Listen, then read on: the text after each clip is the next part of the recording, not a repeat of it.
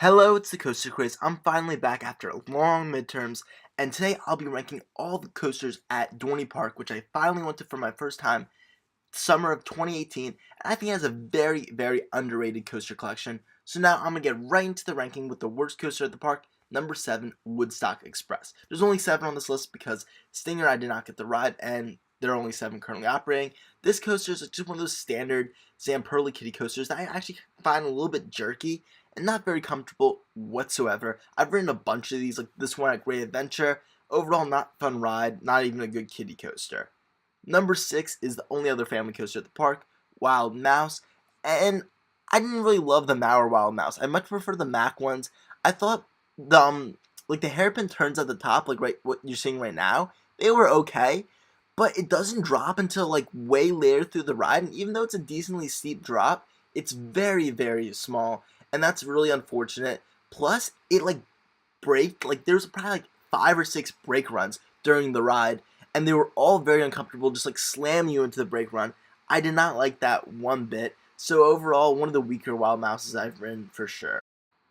Possess is the weakest of the thrill coasters, and it's coming in at number 5. It's relocated, and it's my first ever Intimate Impulse coaster, and unfortunately I was kind of underimpressed. Like, I didn't expect it to be like some amazing B&M hyper or anything, but I at least expected it to be a very fun ride, and overall, I can't really say that. I did enjoy the launches. I was in the front row, so I was trying to get as high up as I could get, and the vertical spike was very fun. The track was pretty smooth, and I did enjoy going forward through the twisted spike, but right here, when you go backwards back down, that kind of gave me a nauseous feeling every time. You go through this loop about 5 times, and I would say that was just not a comfortable experience. I don't think it was the track. I think it was just like the overall layout. I'll have to see like what other ones are like, other impulse coasters, if they deliver that same nausea. But I wouldn't really say this is re-rideable, and doesn't offer like a ton. Like maybe you'll get a little hang time, but overall it doesn't offer like a ton of thrills to really make it a great ride. Really just for the credit. Now I'm at Dorney Park's excellent top 4, and Thunderhawk is an insanely old roller coaster from 1924. I've heard a lot of bad things about how rough it is, so I was so shocked when I seriously enjoyed it. My first ride was in the front row, and I thought it was a very smooth coaster, especially for its age. It definitely had this really old-timey feel that I love about it, kind of the epitome of Dorney Park, and it actually delivered some really nice airtime on those bunch of little bunny hills. There was a ton of airtime, and the ride just felt like a really good duration. Like, it wasn't too long, but definitely wasn't too short. And I really also enjoyed the bank turns and stuff with the figure 8 layout. Then I rode in the back the second time, and the airtime was even more extreme. Like, serious ejector airtime. I was really impressed. But the back row ride is very, very rough. So I didn't really enjoy it as much as the front row. But overall, this is a really great one coaster that I feel like it's just overlooked way too much. Talon is definitely one of the best inverted coasters I've ridden. It is butter smooth, insanely re-rideable, and all the inversions I feel like had just a ton of hang time and packed a lot of G's. Maybe it's not the most intense of the B&M inverts, but that translates to just a lot of hang time and a really enjoyable ride. I feel like this invert was also more focused on like the bank turns and stuff during the ride and not just the inversions like some of the other ones. So it kind of differentiated itself from other B&Ms. And I thought that was really awesome, especially that really famous turn where it's like at the end of the ride and there's that really low bank right next to the ground. Just excellent. The drop was fun. The loop was great. I really love the 0G roll. Probably the standout of the ride right there, right here, is that low to the ground turn. Overall, really excellent inverted coaster. And it just shows you how great the top 2 at Dorney Park are.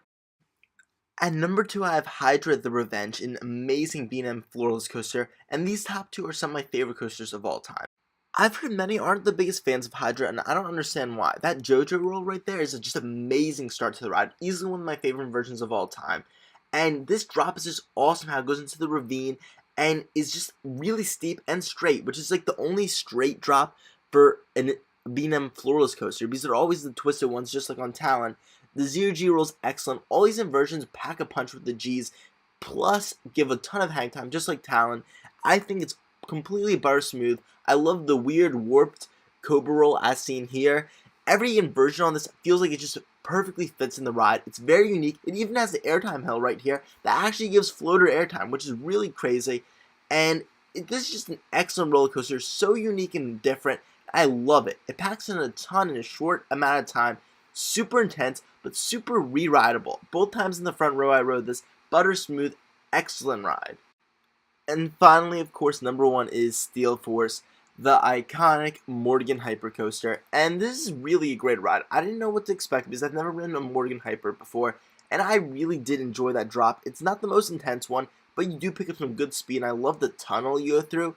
And the first couple of hills give decent flow to air, but the fun really starts in that helix at like halfway point through the ride, where you just start going super fast and wrap around the forest. Then after you get off the mid-course brake front right here, you start going on these bunny hills that give ridiculous ejector, especially in the back, which these have extra long trains, so you just really whip over them. Maybe it's not like the smoothest in terms of like how jerky it is, because I feel like it is a smooth track, but like the transitions can be a little jerky occasionally. But overall, this is a super fun ride, very re-rideable, great airtime. Maybe not as good as a B&M Hyper, but it's still a great hypercoaster nevertheless. And that pretty much wraps up my Dorney Park ranked video. Overall, a ton of great coasters at the park. I hope you enjoyed this video. Comment down below what your thoughts are on these roller coasters and what videos you want me to see make next. Make sure to like and subscribe for more awesome content from the Coaster Craze. Bye.